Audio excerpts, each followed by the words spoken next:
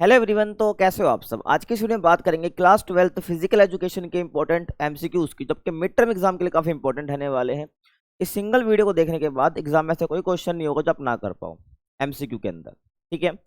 अगर आपको free PDF notes है तो काम मिल जाएंगे, टेलीग्राम पर मिल जाएंगे, जिसका नाम है क्लास 12 ESP न्यू ग्रुप। तो आप ज्वाइन कर सकते हो और आप मुझे इंस्टाग्राम पर फॉलो कर सकते हो। यूजर नेम आपके सामने, कुछ पर्सनल क्वेरी हो तो पूछ सकते हो।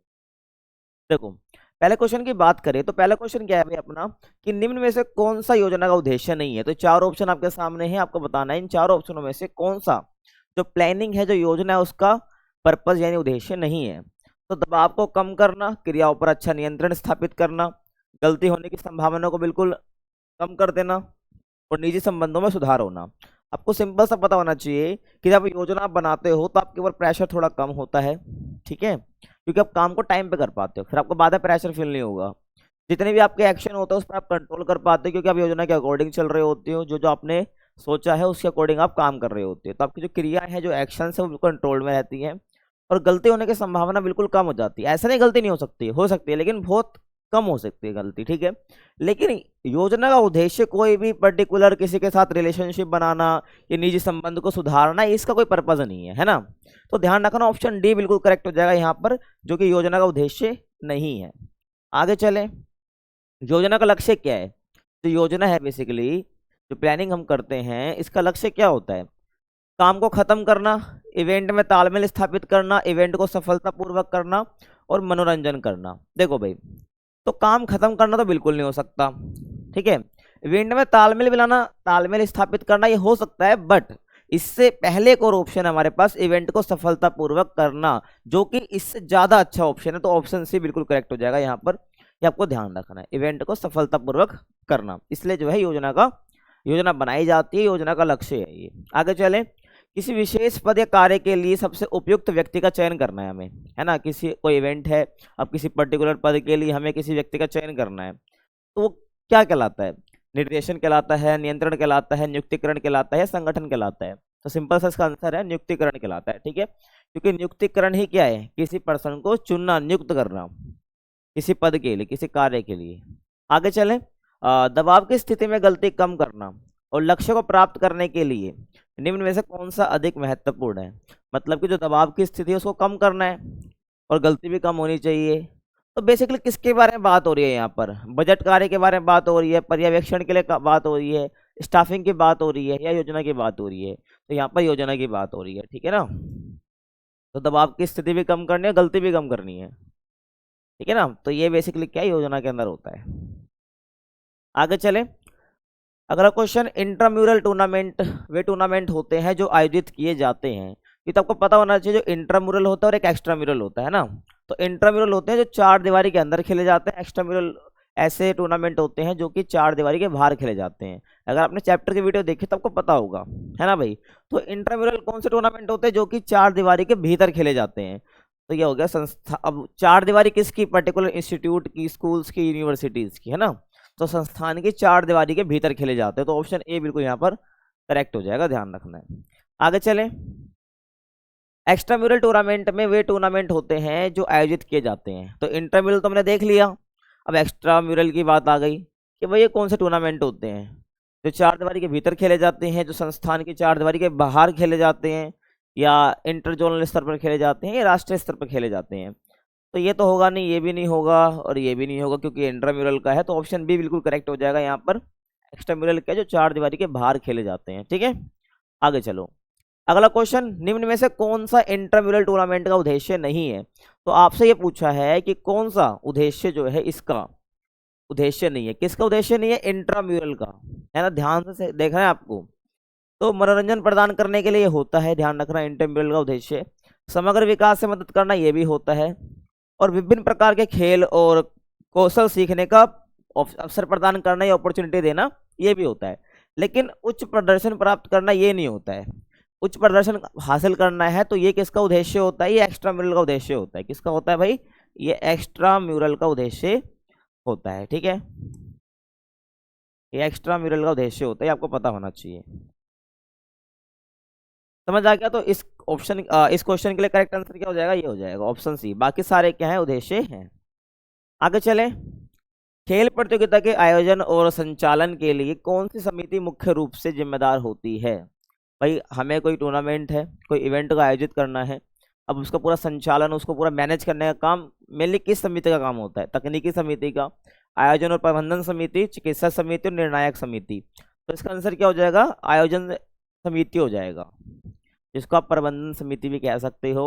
और यही वो समिति है जो बाकी जितनी भी अन्य समिति है उनको उनकी जिम्मेदारी या कार्य सौंपती है, और अलग अलग समिति फॉर्म होती है। ठीक है ना, ध्यान रखना है। और जितने भी चैप्टर आपके आ रहे हैं ना मिड टर्म में, मैंने करा रखे हैं भाई, उसका लिंक आपको डिस्क्रिप्शन बॉक्स से मिल जाएगा, तो उसको आप जरूर देख लेना। ठीक है, टाइम रहता ही बहुत जल्दी आप कवर कर लोगे, 5 चैप्टर आपके आ रहे हैं। आगे चले। आयोजन या प्रबंधन समिति आमतौर पर खेल प्रतियोगिता से कितने समय पहले विभिन्न समितियों का गठन करती है? मैंने पीछे तो तुम्हें बता दिया कि अन्य समितियों को कार्य सौंप देती है, लेकिन वो कितने टाइम पहले? एक सप्ताह पहले, प्रतियोगिता के 1 दिन पहले, या प्रतियोगिता के दिन लगभग 1 महीने पहले, और 1 वर्ष पूर्व। तो ध्यान रखना, 1 महीने पहले क्या होता है? काम सौंप दिया जाता है अन्य समितियों को, या अन्य समितियों का गठन कर दिया जाता है। तो ऑप्शन सी बिल्कुल करेक्ट हो जाएगा यहाँ पर, 1 महीने पहले ही। आगे चले। टूर्नामेंट किसे कहते हैं भाई? जब से हम एक्स्ट्रा म्यूरल टूर्नामेंट, इंट्राम्यूरल करे जा रहे हैं, लेकिन ये टूर्नामेंट है क्या? खेल अभ्यास सत्र है ये, मैचों की ऐसी श्रृंखला जिसके अंत में एक टीम जीतती है यानी विजयी होती है। तो यही आंसर हो जाएगा इसका। ठीक है भाई, तो टूर्नामेंट बेसिकली क्या होता है? मैचों की एक ऐसी श्रृंखला होती है, चैन होती है, जिसमें एंड में एक न एक टीम जरूर जीतेगी, है ना। क्योंकि टूर्नामेंट जब होते हैं तो कोई टीम हारेगी भी, कोई जीतती है, तो जो एंड तक टिकी रहती है वो जीत गई, तो यही टूर्नामेंट है। एक और क्वेश्चन आ सकता है भाई, फिक्सचर क्या है? ठीक है ना, फिक्सचर के ऊपर भी आ सकता है। तो फिक्सचर क्या होता है बेसिकली? कि जितना भी टूर्नामेंट है उसको व्यवस्थित रूप से किस दिन होने वाला है, किसके साथ मैच होने वाला है, जब इसकी बात आ जाती है तो वो फिक्सचर होता है, ध्यान रखना है। ठीक है, आगे चले। टूर्नामेंट में हारने वाली टीमों का क्या होता है? ये तो बहुत सिंपल क्वेश्चन है भाई। टूर्नामेंट में जो हारेगी क्या होगा? बाहर हो जाएगी, है ना। तो ऑप्शन बी बिल्कुल करेक्ट हो जाएगा। आगे चले। नॉकआउट टूर्नामेंट की विशेषता क्या है? नॉकआउट पूछा है आपसे, ठीक है ना। तो हर टीम को कई बार खेलने का मौका मिलता है, ये तो बिल्कुल नहीं हो सकता। हारने वाली टीम टूर्नामेंट में बनी रहती है, केवल जीतने वाली टीमों को आगे बढ़ाया जाता है, आगे बढ़ती हैं, और कोई टीम टूर्नामेंट से बाहर नहीं होती है। तो सिंपल सा मतलब है, जब नॉकआउट टूर्नामेंट हो रहा है ना, जो टीम हारेगी वो बाहर होएगी, जीतने वाली टीम ही आगे बढ़ेगी। तो हम ये ऑप्शन से बिल्कुल करेक्ट हो जाएगा, केवल जीतने वाली टीम ही क्या है? आगे बढ़ती हैं। ठीक है, लेकिन जब लीग टूर्नामेंट की बात आएगी तो ऐसा नहीं होगा। अब लीग टूर्नामेंट की बात आ जाओ भाई, लीग टूर्नामेंट की विशेषता क्या है? तो हारने वाली टीम टूर्नामेंट से बाहर हो जाती है, प्रत्येक टीम दूसरी टीम के साथ कम से कम एक बार मैच जरूर खेलती है, या केवल एक टीम को खेलने का अवसर मिलता है और सभी टीमें केवल एक ही मैच खेलती हैं। तो यहाँ पर करेक्ट आंसर क्या हो जाएगा? आपका ऑप्शन बी हो जाएगा, है ना। एक टीम जो है ना दूसरी टीम के साथ एक मैच खेलेगी, ऐसा नहीं हो सकता कि एक टीम पर्टिकुलर दूसरी टीम के साथ मैच ना खेले। सारी जितनी भी टीम है, मान लो 10 टीम है ना, तो कम से कम सारी टीमें आपस में एक ना एक मैच सबके साथ खेल रही होगी।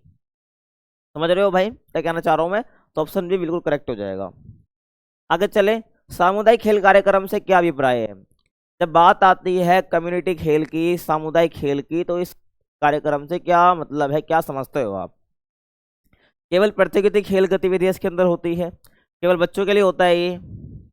क्या समाज आधारित खेल होते हैं इसके अंदर, व्यायाम होते हैं और फिटनेस गतिविधियां इसके अंदर आती हैं, और केवल पेशेवर खिलाड़ियों के लिए ये आयोजित किया जाता है? तो सिंपल सा मतलब है, सामुदायिक खेल की बात आ रही है, सोसाइटी के लिए है, कम्युनिटी के लिए है, तो बेसिकली समाज पर आधारित ये खेल होता है, जिसके अंदर व्यायाम और डिफरेंट फिटनेस गतिविधियां इसके अंदर आती हैं। ठीक है भाई, तो ऑप्शन सी बिल्कुल करेक्ट हो जाएगा यहाँ पर।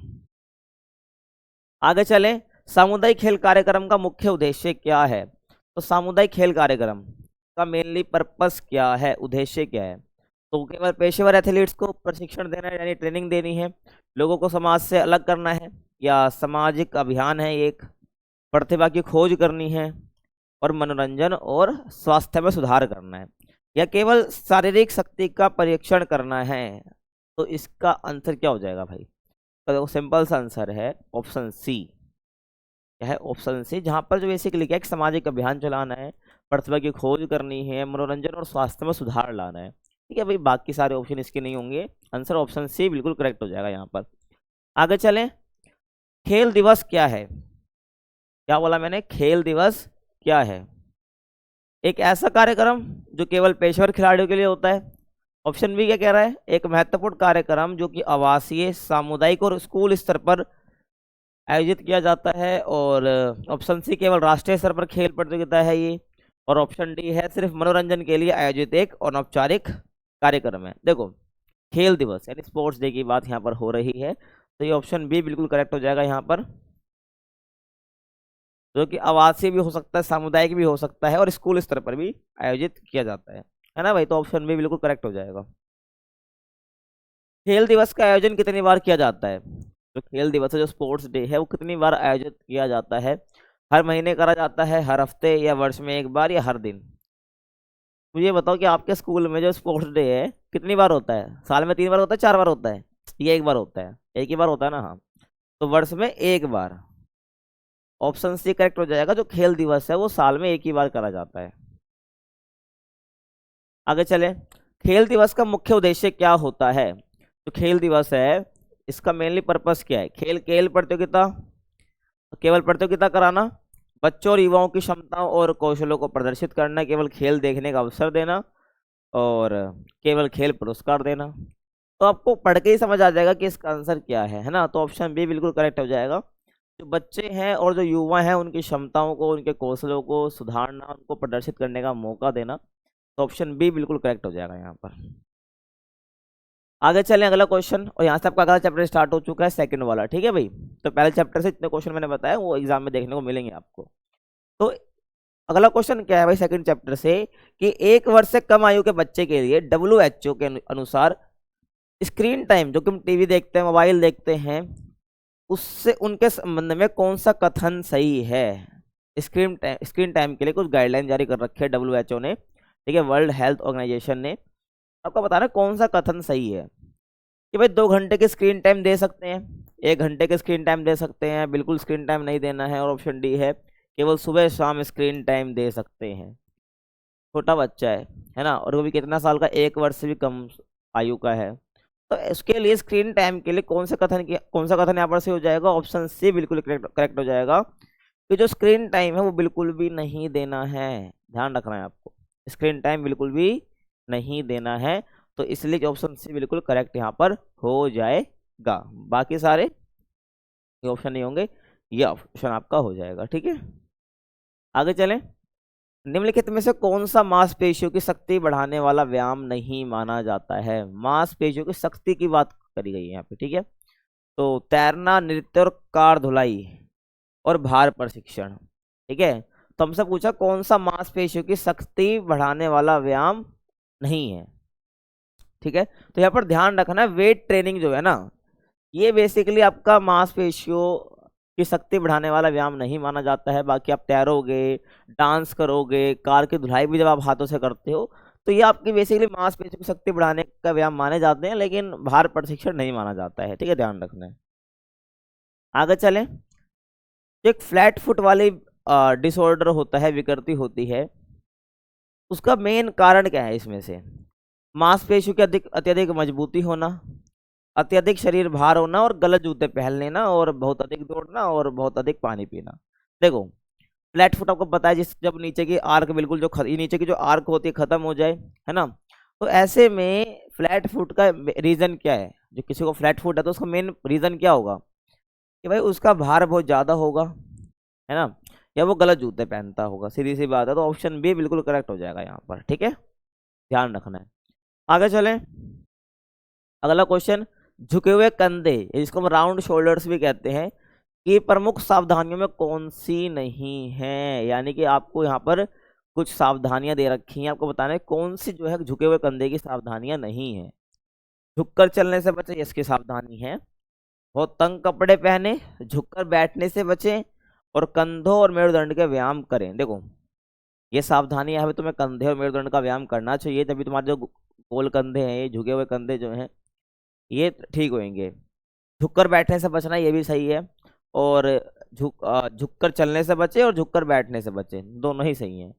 बट आपसे पूछा है नहीं है, ये ध्यान रखना है, क्वेश्चन में नहीं है, पूछा है तुमसे।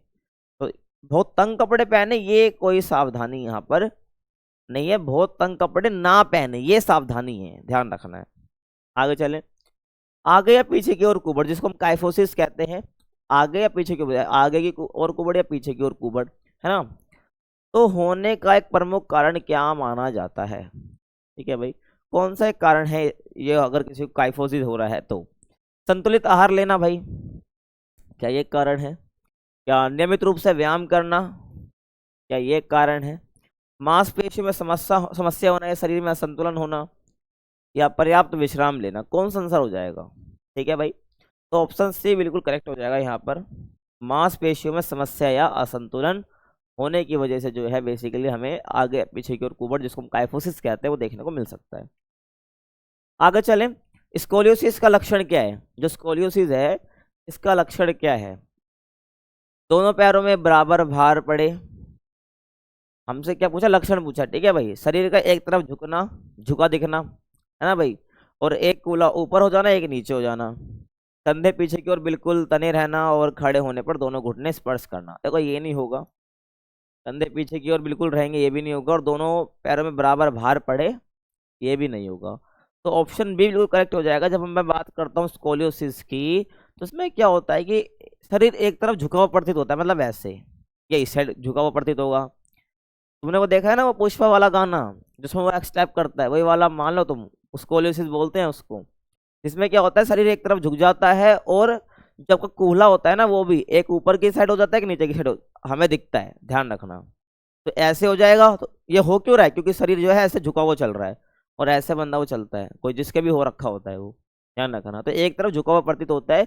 इसके बहुत सारे रीजंस होते हैं, जैसे कि देखो, कोई एक ही साइड से भारी वजन उठा के चल रहा है, एक ही हाथ से, मान लो दोनों हाथ से नहीं उठा रहा है, एक ही हाथ से वजन उठाता चल रहा है, और काफी लंबे टाइम तक करी जा रहा है, करे जा रहा है, तो उसका शरीर ऐसे ही हो जाएगा, वो ऐसे ही हो जाएगा, बिल्कुल ध्यान रखना है। समझ आ गया? ये हो जाएगा। आगे चले, खेलों में महिलाओं की भागीदारी के सामाजिक लाभों में से कौन सा विकल्प उपयुक्त है? तो हमें बताना इन चार ऑप्शन में से कि जो महिलाएं खेलों में पार्टिसिपेट करते हैं उसके सामाजिक लाभ होते हैं, कुछ होते हैं भाई, आपको पता है, चैप्टर मैंने पढ़ा रखा है। तो इसमें से सामाजिक लाभ कौन सा है? तो तनाव प्रबंधन, हड्डियों का घनत्व बढ़ना, मोटापे पर नियंत्रण, और संप्रेषण कौशल में वृद्धि, सामाजिक लाभ की बात करी गई है, ठीक है ना। तो यहाँ पर जो है संप्रेषण कौशल में वृद्धि होती है। संप्रेषण कौशल मतलब कि बातचीत का जो कौशल होता है, कम्युनिकेशन का जो कौशल होता है, उसमें इंप्रूवमेंट देखने को मिलेगी। बाकी तनाव प्रबंधन, हड्डियों का घनत्व, मोटापे पर नियंत्रण, ये सामाजिक नहीं है, शारीरिक लाभ है। तनाव प्रबंधन जो है ये मनोवैज्ञानिक लाभ है। मोटापे पर नियंत्रण, हड्डियों का घनत्व बढ़ना, ये बेसिकली हमारा शारीरिक लाभ है। तो हमसे पूछा केवल सामाजिक लाभ, तो हम ये बताएंगे संप्रेषण कौशल में वृद्धि होना। आगे चले, असामान्य मासिक धर्म, जिसको हम इरेगुलर मेंस्ट्रुएशन भी कहते हैं, का एक प्रमुख कारण क्या हो सकता है? ठीक है ना। मासिक धर्म क्या होता है? जब महिलाओं को रक्त का स्राव हो रहा होता है ना। तब असामान्य मतलब क्या होता है? जब इसमें इरेगुलरिटी आ जाए, जिस टाइम पर आता है उस टाइम पर ना आए, ज्यादा आ जाए या कम हो जाए रक्त का स्राव, तो ऐसे में इसको बोलते हैं असामान्य मासिक धर्म। तो हमसे पूछा है प्रमुख कारण क्या हो सकता है सबसे सामान्य मासिक धर्म का? पर्याप्त कैल्शियम युक्त आहार लेना, ये थोड़ी होगा। कोई बीमारी या अनुवांशिकता होना, नियमित व्यायाम करना, भरपूर नींद लेना। देखो, भरपूर नींद लेने से कोई दिक्कत नहीं होगी, व्यायाम करो तो अच्छी बात है ना, और कैल्शियम युक्त आहार ले रहे हो, ये भी अच्छी बात है। लेकिन अगर कोई बीमारी हो सकती है, या अनुवांशिकता मतलब कि पेरेंट्स से आपको ये चीज मिली हो, ऐसा हो सकता है ना। तो कोई बीमारी, अनुवांशिकता मेन रीजन हो सकता है असामान्य मासिक धर्म का, ठीक है ना। आगे चले, महिला एथलीट त्रे में निम्नलिखित में से कौन सा तत्व शामिल नहीं है? हमसे पूछा है महिला एथलीट त्रे, बहुत इंपॉर्टेंट क्वेश्चन है एग्जाम पॉइंट ऑफ व्यू से। महिला एथलीट त्रे मैंने आपको इंपॉर्टेंट क्वेश्चन की वीडियो में ही बताया भाई, ध्यान से सुन लेना मेरी बात। तो इसमें से जो है महिला एथलीट त्रे में कौन सा तत्व शामिल नहीं करा जाता है? महिला एथलीट त्रे में तीन चीज आती है, तो इसमें कौन सा शामिल नहीं है? तो अस्थि सुशीलता, जिसको हम ऑस्टियोपोरोसिस भी कहते हैं, ये तो है भाई। एनीमिया भी है, जिसको हम रजोरोध भी लिख सकते हैं, ठीक है, ऋतुरोध भी लिख सकते हैं। और यहाँ पर ना देखो, एनीमिया की जगह ना यहाँ पर आप वो लिख लो, क्या, जो भोजन संबंधी विकार होता है।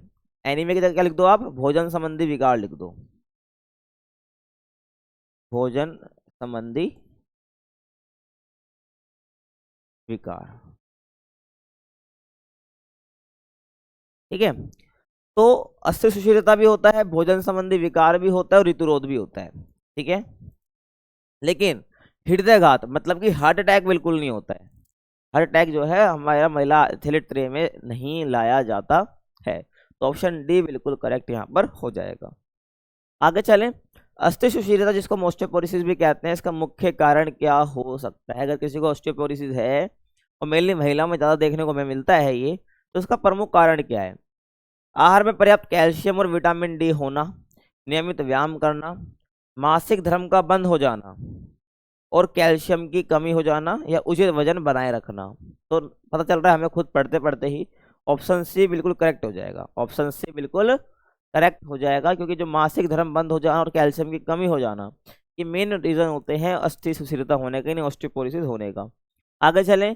ऋतुरोध किसे कहते हैं? जो ऋतुरोध है किसे कहते हैं? मासिक धर्म का समय से पहले आना और मासिक धर्म का अधिक मात्रा में होना और प्रजनन योग्य आयु में 3 महीने या अधिक समय तक मासिक धर्म का रुकना और मासिक धर्म का केवल 1 दिन तक होना। तो सिंपल सा आंसर है। देखो जितना भी मैंने आपको ये बताया है ना, ये सब बेसिकली क्या आते हैं? इरेगुलरिटीज में आते हैं, ध्यान रखना, जो पीछे असामान्य मासिक धर्म की बात करते हैं। बाकी जब ऋतुरोध की बात आती है तो इसमें हम लिखते हैं कि प्रजनन योग्य आयु हो चुकी है, उसमें 3 महीने या उससे अधिक समय तक जो मासिक धर्म है वो रुक चुका है, तो उसको हम ऋतुरोध बोलते हैं, ठीक है। तो ऑप्शन सी बिल्कुल यहाँ पर करेक्ट हो जाएगा, ठीक है। आगे चलो। भोजन संबंधी विकार के 2 प्रमुख प्रकार कौन से हैं? आपसे पूछा है जो भोजन संबंधी विकार जिसको हम ईटिंग डिसऑर्डर भी कहते हैं, 2 प्रमुख प्रकार कौन कौन से 2 होते हैं, ध्यान रखना है। हमसे पूछा कौन कौन से हैं, तो ऑस्टियोपोरोसिस और एनीमिया बिल्कुल नहीं होगा ये। एनोरेक्सिया नर्वोसा, ठीक है भाई, एनोरेक्सिया नर्वोसा जिसको हम शुदा अभाव भी कहते हैं, और बुलिमिया नर्वोसा जिसको हम अतिशुदा भी कहते हैं। ध्यान सुनना मेरी बात।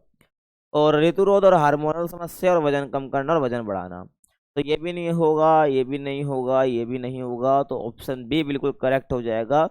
एनोरेक्सिया नर्वोसा और बुलिमिया नर्वोसा, ध्यान रखना। अब बता भी देता हूँ थोड़ा बहुत आपको। एनोरेक्सिया नर्वोसा में क्या होता है, जो व्यक्ति है वो थोड़ा कम खाता है। क्यों खाता है? ताकि उसका वजन कम हो जाए, क्योंकि कई बार उसको दिखता है कि उसका शरीर का भार बढ़ गया, वो मोटा दिख रहा है, तो ऐसे में जो है लोग उसको चढ़ाते वगैरह भी होंगे, तो बहुत सारे कारण हो सकते हैं इस चीज़ के। तो इस सब चीज़ में आकर वो क्या करता है, कम खाना खाने लग जाता है ताकि वो थोड़ा पतला हो जाए, और ऐसे में इतना कम खाने लग जाता है जिससे भाई उसको बहुत परेशानी आने लग जाती है। तो एनोरेक्सिया नर्वोसा तो ये होता है। बुलिमिया नर्वोसा में क्या होता है कि इसमें बंदा ज़्यादा खाने लग जाता है, इसमें बंदा ज़्यादा खाने लग जाता है खाने को, तो इसको पतला बोल देता होगा, है ना, सुकड़ी हड्डी है तू, तो ऐसी ऐसी चीज़ें बंदे दोस्त वगैरह चढ़ा देते हैं, तो ऐसे में ज़्यादा खाना खाने की सोचेगा, है ना, तो बुलिमिया नर्वोसा हो जाएगा। तो ऑप्शन बी बिल्कुल करेक्ट हो जाएगा। तो अगला क्वेश्चन इसी पे बेस्ड है कि जो एनोरेक्सिया नर्वोसा है इससे जो पीड़ित व्यक्ति है उसमें कौन सा लक्षण दिखता है हमें, और देखो कौन सा लक्षण होगा, अत्यधिक भोजन करना, ये तो बिल्कुल नहीं है। बार बार उल्टी के माध्यम से पेट खाली करने की प्रवृत्ति, शारीरिक भार में अत्यधिक गिरावट लाना और बहुत कम खाना, और हमेशा ऊर्जा से भरपूर महसूस करना। तो आपको पता होगा, मैं अभी बताया आपको, ऑप्शन सी बिल्कुल करेक्ट हो जाएगा यहाँ पर। शारीरिक भार में गिरावट करना और बहुत कम खाना खाना, तो ये आपका जो है ऑप्शन बिल्कुल करेक्ट हो जाएगा। समझ रहे हो? आगे चलो। बुलिमिया नर्वोसा से ग्रस्त व्यक्ति में सामान्यतः क्या देखा जाता है? जो बुलिमिया नर्वोसा है, अतिशुदा अभाव, अतिशुदा, ये ध्यान रखना, बुलिमिया नर्वोसा को कहते हैं। तो इससे ग्रस्त व्यक्ति में क्या देखा जाता है? कभी कभी अत्यधिक भोजन कर लेना, बिल्कुल भी भोजन नहीं करना, हमेशा भारी व्यायाम करना, खाने की इच्छा का पूर्ण अभाव, मतलब कि खाने की इच्छा ही ना करना। तो ऑप्शन ए बिल्कुल करेक्ट हो जाएगा यहाँ पर। कभी कभी क्या भोजन ज़्यादा ही करता है वो, ठीक है ना, अत्यधिक भोजन करना। समझ आ गया? अगला क्वेश्चन, एनोरेक्सिया नर्वोसा के सामाजिक कारणों में शामिल हो सकता है?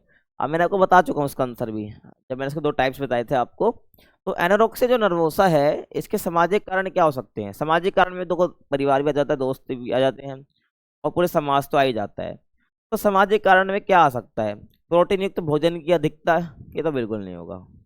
परिवार या मित्रों द्वारा शरीर के आकार को लेकर मजाक बनाना, आकार को लेकर मजाक बना देता है बंदा जो है वो कम खा रहा है ना, तो उसको एनोरेक्सिया नर्वोसा हो जाता है।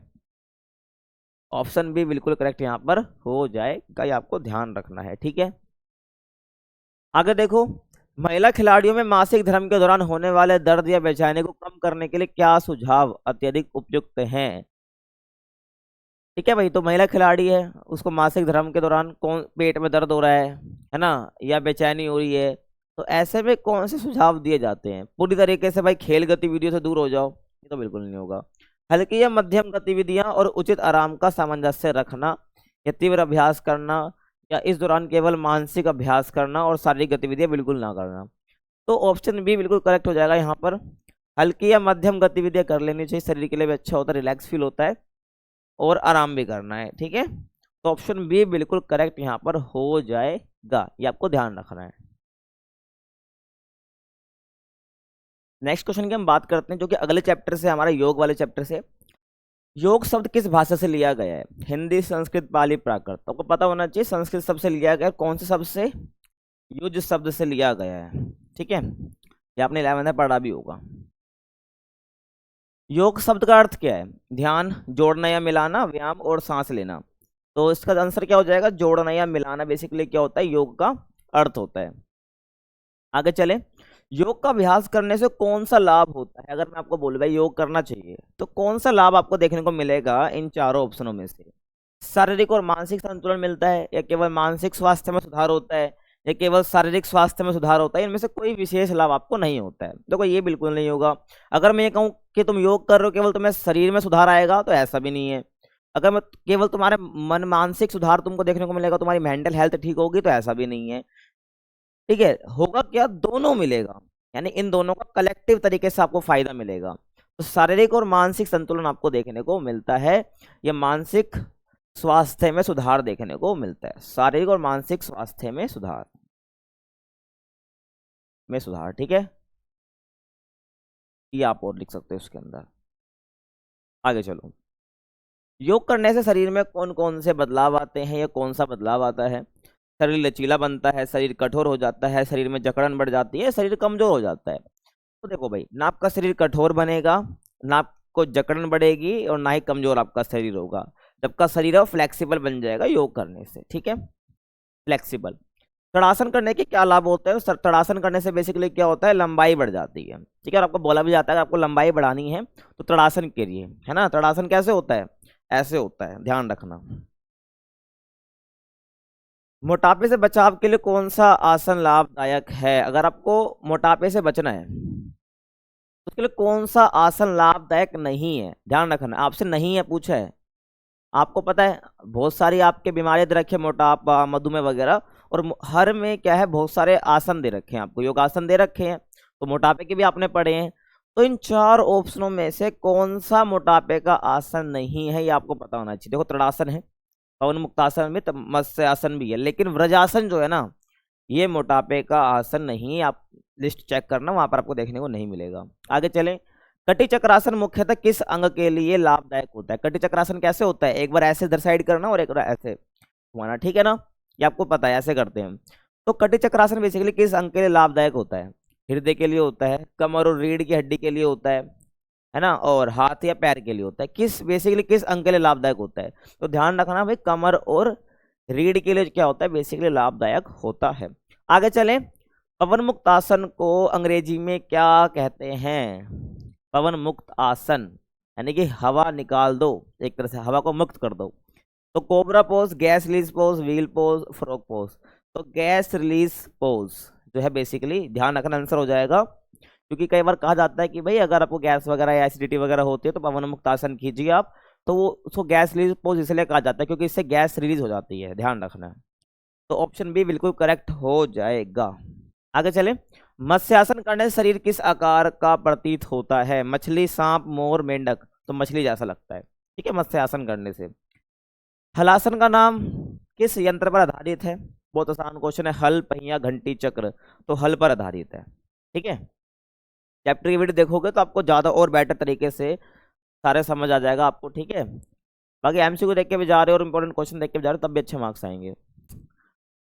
अगला क्वेश्चन देखो, पश्चिमोत्तानासन करने से शरीर का कौन सा भाग अधिक प्रभावित होता है। अगर आप पश्चिमोत्तानासन कर रहे हैं तो किस शरीर शरीर का कौन सा भाग ज्यादा प्रभावित होता है? हाथ, गर्दन, शरीर का पिछला भाग और सिर। तो शरीर का पिछला भाग जो होता है, तो ये वाला हिस्सा, शरीर का जो पिछला भाग है ये वाला हिस्सा में ज्यादा जोर पड़ता है, क्योंकि जब आप ऐसे झुकते हो पूरा बैठ के तो पिछले भाग को बहुत असर पड़ता है। ठीक है, तो ऑप्शन सी बिल्कुल करेक्ट हो जाएगा। धनुरासन को करने से शरीर किस आकार का बन जाता है? मछली, तीर, धनुष, मोर। तो धनुष के आकार का बन जाता है। ठीक है, आगे चले। सूर्य भेदन प्राणायाम का सीधा संबंध किससे है? चंद्र नाड़ी, सूर्य नाड़ी, वात दोष, कफ दोष। तो सूर्य भेदन जो प्राणायाम है इसका जो सीधा संबंध है वो किससे है भाई? सूर्य नाड़ी से है। ठीक है, ध्यान आपको रखना है। भुजंगासन को अंग्रेजी में क्या कहा जाता है? ये तुम्हारे लिए क्वेश्चन जो तुम्हें कमेंट सेक्शन में बताना है। ठीक है, जो सीरियस बच्चे होंगे वही इसका आंसर कमेंट में जरूर कर रहे होंगे। ठीक है, बाकी मैं तुम्हें सारे आंसर तो बता ही रहा हूँ। तो भुजंगासन को अंग्रेजी में क्या कहा जाता है तुम मुझे बताओगे? कैमल पोज कहा जाता है, कोबरा पोज कहा जाता है, फ्रॉग या लोटस पोज कहा जाता है? ठीक है भाई, बताना कमेंट में। आगे चलें। शवासन का मुख्य लाभ क्या है? अगर हम भाई शवासन करते हैं तो इसका बेसिकली लाभ क्या होता है? शरीर को शक्ति मिलती है, शरीर को विश्राम मिलता है, वजन बढ़ता है, हड्डियों में मजबूती आती है। भाई शवासन में क्यों करता है? वरना कोई थक के बाहर से आता है तो क्या करता है? वो आराम ही तो करता है ना। शवासन करता है वो, कई बार शांति से आंख खुली रहती है और लेट जाता है ऐसे ही। तो वही बात है, शरीर को विश्राम मिलता है बेसिकली। ठीक है, शवासन से। आगे चले। अनुलोम विलोम प्राणायाम से क्या लाभ होता है? ठीक है भाई, जो आपका अनुलोम विलोम है इससे क्या लाभ होता है? हृदय मजबूत होता है, फेफड़े कमजोर होते हैं, शरीर में सुस्ती आती है, मन शांत होता है। तो ऑप्शन से हंसी आ रही है पहली बात तो। ठीक है, तो ये तो हो गई नहीं, तो ये आंसर हो जाएगा। ठीक है भाई, जो हृदय मजबूत होता है। कपाल भाती प्राणायाम करने से किस समस्या में लाभ मिलता है या लाभ होता है? ठीक है, अगर कपाल भाती आप करते हैं तो आपको क्या फायदा मिलता है, किस समस्या से लाभ होता है? पेट की चर्बी बढ़ती है, पेट की चर्बी कम होती है, हड्डियां कमजोर होती है और आंखों की रोशनी कम होती है। देखो भाई, कपाल भाती अगर आप कर रहे हो ना तो किस समस्या से आपको लाभ होता है? पेट की चर्बी बढ़ेगी ऐसा तो बिल्कुल नहीं है, हड्डियां कमजोर होगी ऐसा भी नहीं है, आंख की रोशनी कम होगी ऐसा बिल्कुल नहीं है। तो पेट की जो चर्बी है वो कम होती है अगर आप कपाल भाती करते हो तो। नाड़ी शोधन प्राणायाम का लाभ क्या है? ये क्या लाभ है? नाड़ी तंत्र को शुद्ध करता है, रक्त संचार बाधित करता है, बाधित मतलब रोकता है जो हमारा ब्लड का फ्लो होता है, हड्डियां कमजोर करता है, ये शरीर को कठोर बनाता है। तो सिंपल सा इसका आंसर हो जाएगा जो नाड़ी शोधन है प्राणायाम है, जो हमारा नाड़ी तंत्र है पूरा इसको शुद्ध करता है। ठीक है, उष्ट्रासन को करने से शरीर की आकृति किस जानवर जैसी बनती है? अगर हम उष्ट्रासन करते हैं तो आपकी शरीर की आकृति किस प्रकार की दिखेगी? ऊंट, हाथी, शेर, मोर। तो ऊंट जैसी दिखेगी, तो ऑप्शन ए करेक्ट हो जाएगा। ठीक है, आगे चलें। अगला चैप्टर यहाँ से आपका आ गया चैप्टर 4। तो विशेष आवश्यकता वाले बच्चे हैं उनको किस नाम से जाना जाता है? सामान्य बच्चे के तौर पर जानते हैं हम, दिव्यांग बच्चे के नाम से जानते हैं, CWSN के नाम से जानते हैं, दोनों बी और सी। तो बी और सी, ठीक है ना, दिव्यांग भी बोला जाता है और CWSN भी उनको बोला जाता है। तो बी और सी करेक्ट आंसर हो जाएगा। पैरालंपिक्स की शुरुआत किस वर्ष मानी जाती है या किस वर्ष हुई थी? 1952, 1960, 1972, 1980। इसका जो करेक्ट आंसर हो जाएगा 1960 में हुई थी। ठीक है, ध्यान रखना है। पहला पैरालंपिक्स खेल कहाँ आयोजित किया गया था? तो टोक्यो, लंदन, रोम, पेरिस। तो रोम में किया गया था। ठीक है ना, 1960 में। पीछे बताया पैरालंपिक्स जो है 1960 में आयोजित हुए हैं और पहला रोम में ही हुआ था। ठीक है, आगे चलें। पैरालंपिक्स जो खेल हैं उनका मुख्यालय कहाँ है? संयुक्त राज्य अमेरिका में है, वॉन जर्मनी में है, स्विट्जरलैंड में है, फ्रांस में है। तो ऑप्शन बी बिल्कुल करेक्ट हो जाएगा, वॉन यानी जर्मनी में है। ठीक है भाई, पैरालंपिक्स का मुख्यालय। स्पेशल ओलंपिक की शुरुआत किस वर्ष हुई थी? ये भी तो मुझे कमेंट सेक्शन में बताओगे। ठीक है, ये भी तो मुझे कमेंट में ही बताओगे। और अगर आंसर नहीं पता तो भाई चैप्टर की वीडियो देख लेना। ठीक है भाई, तो बाकी ऑप्शन क्या है? 1948, 1958, 1968 और 1978 तक को बताना है स्पेशल ओलंपिक की शुरुआत कब हुई थी। स्पेशल ओलंपिक खेलों की शुरुआत जो है किसके द्वारा की गई थी? Eunice Kennedy Shriver, John F Kennedy, Albert Einstein, Thomas एडमिसन। ठीक है, एडिसन। तो यूनिस कैनेडी श्राइवर जो हैं इनके द्वारा जो है बेसिकली स्पेशल ओलंपिक खेलों की शुरुआत करी गई थी। इनका मानना था कि इन बच्चों को भी अवसर मिलने चाहिए खेलों के अंदर, जो स्पेशल ओलंपिक खेल इसलिए इन्होंने स्टार्ट करवाए। स्पेशल ओलंपिक भारत का गठन किस वर्ष किया गया था? 1987, 1990, 2001 या 2005? तो 1987 आपको ध्यान रखना है, जिसमें स्पेशल ओलंपिक भारत का गठन किया गया था। और स्पेशल ओलंपिक इंडिया जाना जाता था भाई 1987 में। बाकी 2001 में जो है, 2001 में इसका नाम बदलकर क्या कर दिया था हमने? स्पेशल ओलंपिक भारत कर दिया था। Special Olympic, special Olympic Bharat, ठीक है। पहले स्पेशल ओलंपिक इंडिया कहते थे, फिर 2001 में नाम बदल दिया हमने, स्पेशल ओलंपिक भारत कहने लगे। बाकी स्पेशल ओलंपिक भारत का गठन कब करा गया? वो 87 में लिखा गया। बाकी नाम परिवर्तन का पूछे 2001 हो जाएगा। और स्पेशल ओलंपिक भारत को राष्ट्रीय खेल महासंघ के रूप में कब मान्यता मिली? तो 2001 में मिली, ठीक है, ध्यान रखना है।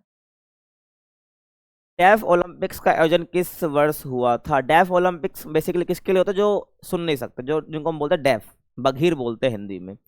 तो डेफ ओलंपिक्स का आयोजन किस वर्ष हुआ था? 1920 में, 24 में, 30 में, 35 में? तो 1924 में हुआ था। क्या हुआ था? 1924 में हुआ था, ध्यान रखना है। पहला डेफ ओलंपिक्स कहाँ आयोजित किया गया था? बर्लिन में, लंदन में, पेरिस में, न्यूयॉर्क में? तो पेरिस में किया गया था, ऑप्शन सी करेक्ट हो जाएगा, ठीक है। आगे चले। डेफ ओलंपिक्स में भाग लेने के लिए खिलाड़ी की बधिरता कितनी होनी चाहिए? 40 डेसिबल, 50 डेसिबल, 55 डेसिबल, 60 डेसिबल?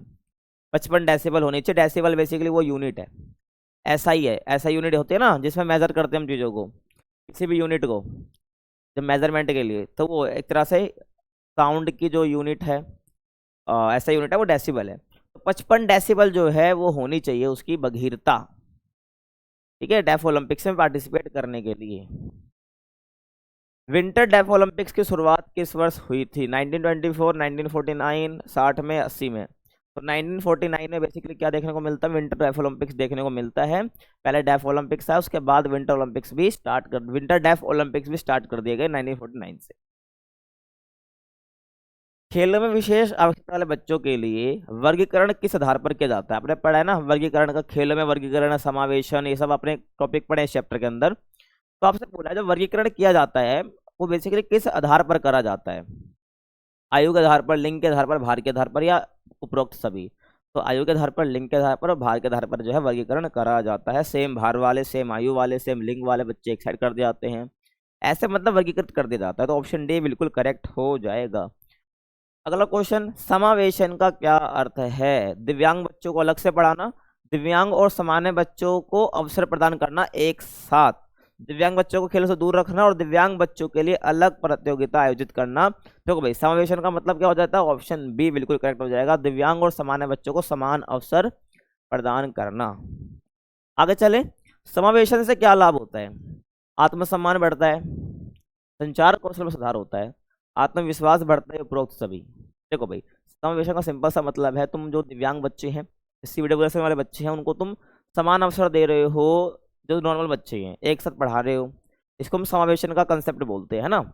तो इसके लाभ क्या होंगे? बच्चे का आत्मसम्मान बढ़ेगा, संचार कौशल में यानी बोलने, कम्युनिकेशन स्किल अच्छी होगी, आत्मविश्वास बढ़ता है क्योंकि बच्चा जो है अपने आप को अलग नहीं समझेगा ना उससे, और उपरोक्त सभी। तो ऑप्शन डी बिल्कुल करेक्ट हो जाएगा। तीनों ही जो है लाभ होते हैं समावेशन के।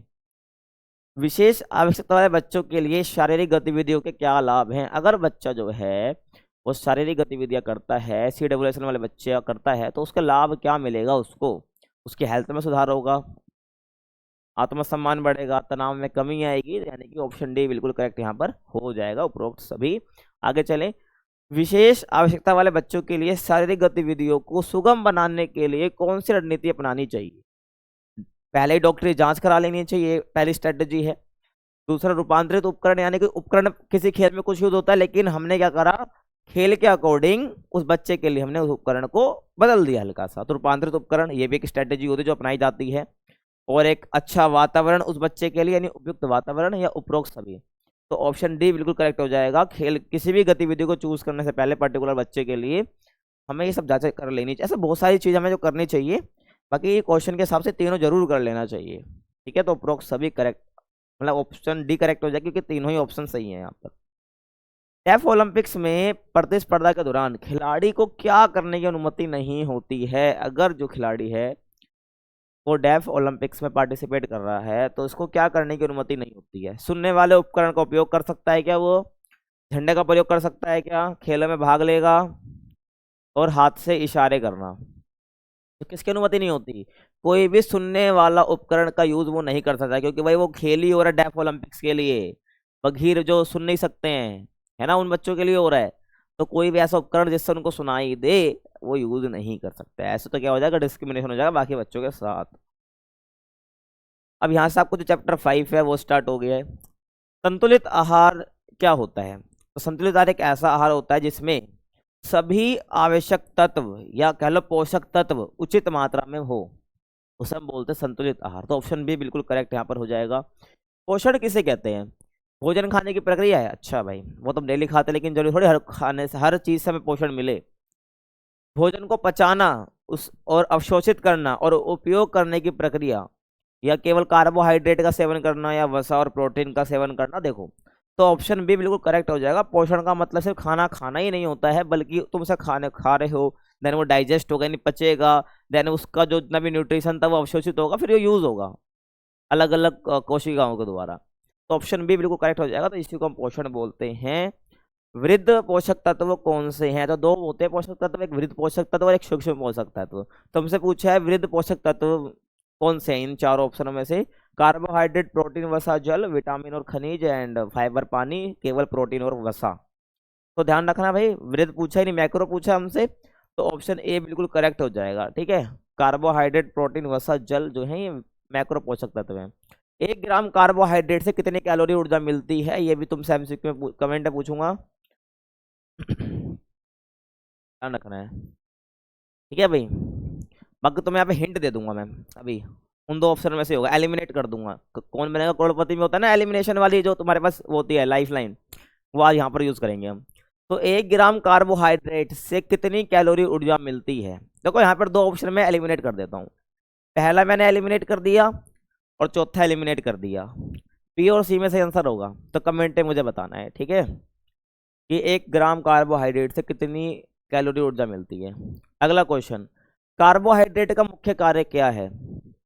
जो कार्बोहाइड्रेट है जो हम सेवन करते हैं, कार्बोहाइड्रेट हमें अलग अलग खाने में देखने को मिलता है, उसका काम क्या होता है? शरीर को ऊर्जा देना, हड्डियों को मजबूत करना, त्वचा की चमक बढ़ाना और रक्त संचार को नियंत्रित करना। तो शरीर को ऊर्जा प्रदान करना, क्या शरीर को ऊर्जा प्रदान करना क्या होता है? कार्बोहाइड्रेट का काम होता है। जटिल कार्बोहाइड्रेट का उदाहरण क्या है? जटिल दो होते हैं, जटिल होता है और एक जो आपका भी दूसरा जटिल नहीं होता है ना। सबसे जटिल पूछा है तो ग्लूकोज, फ्रुक्टोज, स्टार्च और सुक्रोज। ठीक है, तो यहाँ जो स्टार्च अपना है ये क्या है? जटिल कार्बोहाइड्रेट है। बाकी जो बच गए जटिल कार्बोहाइड्रेट में नहीं आता है। ठीक है, 1 ग्राम वसा से कितनी कैलोरी ऊर्जा प्राप्त होती है? 1 ग्राम फैट यानी 1 ग्राम वसा से कितनी कैलोरी ऊर्जा मिलती है? ये ध्यान रखना इंपॉर्टेंट है ये कैलोरी वाले क्वेश्चन। तो 4 कैलोरी मिलती है, 6 कैलोरी मिलती है, 9 कैलोरी मिलती है, 12 कैलोरी ऊर्जा मिलती है। तो सिंपल सा आंसर है, पता होना चाहिए आपको कि 1 ग्राम वसा से जो है 9 कैलोरी ऊर्जा हमको मिल जाती है। प्रोटीन का मुख्य कार्य क्या है? ऊर्जा प्रदान करना, उत्तकों का निर्माण करना या मरम्मत करना, पाचन क्रिया को सुधारना, श्वसन प्रक्रिया में सुधार करना। तो ऑप्शन बी बिल्कुल करेक्ट हो जाएगा। यहाँ पर जब हम बात करते हैं प्रोटीन की, प्रोटीन का मेन काम ये होता है जो उत्तक है। उत्तक क्या होते हैं? जिससे हमारा शरीर बन रहा है ना। सबसे छोटी चीज जिससे हमारा शरीर बना हुआ तो कोशिका है। कोशिका से क्या बनते हैं? उत्तक बनते हैं। तो उन उत्तकों में अगर कोई डिफेक्ट हो जाए, कुछ नुकसान हो जाए, तो उसको मरम्मत करना, उसका ठीक करना, है ना, उसका निर्माण करने का काम प्रोटीन का ही होता है। आगे चलें, प्रोटीन के प्रमुख स्रोत कौन से हैं? जो प्रोटीन है इसके प्रमुख स्रोत क्या हैं? केवल फल और सब्जियां हैं, साबुत दालें हैं, मांस है, दूध है, केवल कार्बोहाइड्रेट युक्त भोजन लेना है हमें, केवल तेल और वसा। देखो तुम्हें पता चल गया होगा, सबके मन में आंसर आ भी गया होगा इसका, है ना। तो साबुत दालें और मांस और दूध बेसिकली क्या है? प्रोटीन के मुख्य स्रोत हैं, अगर हम इस ऑप्शन के अकॉर्डिंग देखते हैं तो। वैसे हाँ यही है, वैसे भी जो है ये अगर तुम्हें अधिकतर ऑप्शन में ये देखने को मिलेगा प्रोटीन के स्रोत के लिए। वसा का क्या कार्य है? यानी फैट, जो फैट है इसका क्या फंक्शन है, क्या काम है? शरीर को ऊर्जा देना और अंगों की सुरक्षा करना, शरीर का वजन बढ़ाना, केवल त्वचा की चमक बढ़ाना, हड्डियों को मजबूत बनाना। तो शरीर को ऊर्जा देना और साथ ही में अंगों की सुरक्षा करना। और कई बार एग्जाम में क्या होगा, आपको ये ऊर्जा देने वाला ऑप्शन ना मिलकर और आपसे वैसा का काम पूछ लिया, आपको केवल इतना सा भी दे सकता है, अंगों की सुरक्षा करना। तो यही करेक्ट आंसर हो जाएगा। अगर आपको ए ऑप्शन दे रखा है शरीर को ऊर्जा देना, ऑप्शन बी दे रखा है अंगों की सुरक्षा करना, तो आप बी चूज करके आओगे। बाकी है दोनों ही, शरीर को ऊर्जा भी देता है और अंगों की सुरक्षा भी करता है, ध्यान रखना है। मैंने आपको बता दिया। बाकी हाँ, ऑप्शन सी आपको दे रखा है भी ए और बी दोनों, तो आप वही लगा के आओगे। समझे मैं क्या कहना चाह रहा हूँ। आगे चलो। सूक्ष्म पोषक तत्व कौन से हैं इसमें से, जो आपका माइक्रो पोषक तत्व पूछे आपसे, कार्बोहाइड्रेट, प्रोटीन नहीं होगा, वसा, पानी नहीं होगा, सभी पोषक तत्व नहीं होगा। तो विटामिन और जो खनिज है ये आपके माइक्रो पोषक तत्व हैं, माइक्रो न्यूट्रिएंट्स हैं। शरीर में कैल्शियम का मुख्य काम क्या है। अगर हम शरीर में कैल्शियम, जो हम कैल्शियम खाते हैं, अब मतलब इन टर्म्स ऑफ फूड, ठीक है, हम फूड खाते हैं उसके अंदर हमें कोई ना कोई कैल्शियम मिलता है, हम दूध पीते हैं उसमें से हमको कैल्शियम मिलता है। तो कैल्शियम का मेन काम क्या है, हड्डियों और दांतों को मजबूत बनाना, पाचन क्रिया को सुधारना, त्वचा को चमकदार बनाना, थकावट को बढ़ाना। हड्डियों और दांतों को मजबूत बनाने का काम जो होता है वो बेसिकली कैल्शियम का होता है। जल में घुलनशील विटामिन कौन से हैं। तो दो तरह के विटामिन होते हैं, एक जल में घुलनशील और एक वसा में घुलनशील। तो हमसे पूछा है जल में घुलनशील विटामिन कौन से हैं, तो विटामिन बी और जो सी है, विटामिन बी और सी जो है ये जल में घुलनशील होते हैं। बाकी अगर आपसे पूछेगा वसा में घुलनशील विटामिन कौन से हैं, तो ए, डी, ई, के, ये जो है ये वसा में घुलनशील हैं। बाकी हमसे पूछे जल में घुलनशील वाला, तो ऑप्शन बी बिल्कुल करेक्ट यहाँ पर हो जाएगा। ठीक है, ध्यान आपको रखना है। खनिज लवण की कितनी मात्रा शरीर को चाहिए, बस इतनी सी मात्रा में चाहिए, यानी अधिक मात्रा में, कम मात्रा में, केवल पानी के साथ ये शरीर को इनकी आवश्यकता है ही ना, ऐसी बात नहीं, आवश्यकता तो होती है लेकिन कम मात्रा में होती है।